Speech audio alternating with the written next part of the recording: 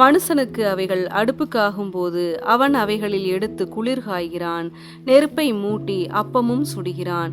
அதனால் ஒரு தெய்வத்தையும் உண்டு பண்ணி அதை பணிந்து கொள்ளுகிறான், ஒரு விக்கிரகத்தையும் அதனால் செய்து அதை வணங்குகிறான்.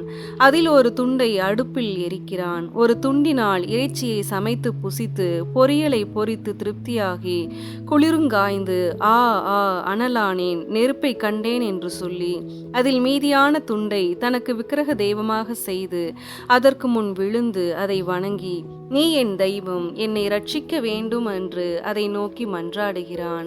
அறியாமலும் உணராமலும் இருக்கிறார்கள். காணாதபடிக்கு அவர்கள் கண்களும் உணராதபடிக்கு அவர்கள் இருதயமும் அடைக்கப்பட்டிருக்கிறது. அதில் பாதியை அடுப்பில் எரித்தேன், அதன் தழலின் மேல் அப்பத்தையும் சுட்டு இறைச்சியையும் பொரித்து புசித்தேன். அதில் மீதியான துண்டை நான் அருவருப்பான விக்கிரகமாக்கலாமா, ஒரு மரக்கட்டையை வணங்கலாமா என்று சொல்ல தன் மனதில் அவனுக்கு தோன்றவில்லை. அம்மாத்திரம் அறிவும் சொரணையும் இல்லை. அவன் சாம்பலை மேய்கிறான். வஞ்சிக்கப்பட்ட மனம் அவனை மோசப்படுத்தினது. அவன் தன் ஆத்துமாவை தப்புவிக்காமலும் என் வலது கையிலே அபத்தம் அல்லவோ இருக்கிறதென்று சொல்லாமலும் இருக்கிறான்.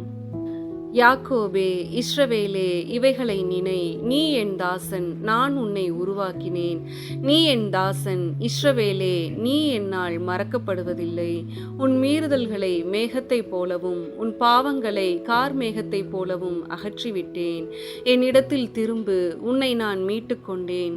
வானங்களே, களித்து பாடுங்கள், கர்த்தர் இதை செய்தார். பூதலத்தின் தாழ்விடங்களே, ஆர்ப்பரியுங்கள். பர்வதங்களே, காடுகளே, காட்டிலுள்ள சகல மரங்களே, கெம்பீரமாய் முழங்குங்கள். கர்த்தர் யாக்கோபை மீட்டு இஸ்ரவேலிலே மகிமைப்படுகிறார்.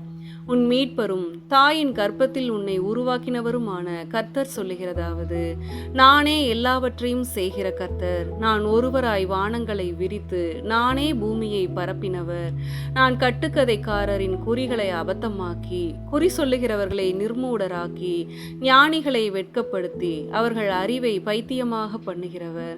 நான் என் ஊழியக்காரரின் வார்த்தையை நிலைப்படுத்தி என் ஸ்தானாதிபதிகளின் ஆலோசனையை நிறைவேற்றி குடியேறுவாய் என்று எருசலேமுக்கும் கட்டப்படுவீர்கள் என்று யூதாவின் பட்டணங்களுக்கும் சொல்லி அவைகளின் பாழான ஸ்தலங்களை எடுப்பிப்பவர்.